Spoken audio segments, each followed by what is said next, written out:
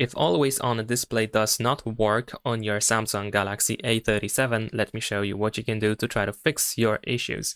So first of all, we're gonna go to settings. In here, we want to proceed to lock screen and AOD. And then here, what you can do is you can simply go to always on display. First, we can simply turn off and turn AOD back on.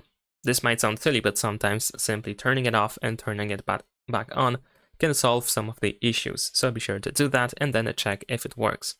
Besides that, what you can also do is you can go to when to show, and this might not be known by some people, but you have to actually tap on the screen when it's off in order to display always on a display, which is actually counterintuitive a little bit. But what you can do is you can either switch to auto or always. Let's say for the sake of this video, we're gonna switch to always.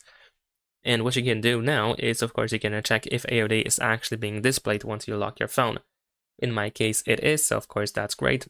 And most likely it's going to work in your case as well. So if now we established that with this option it works, then of course you can switch to auto, for example, and see if that works.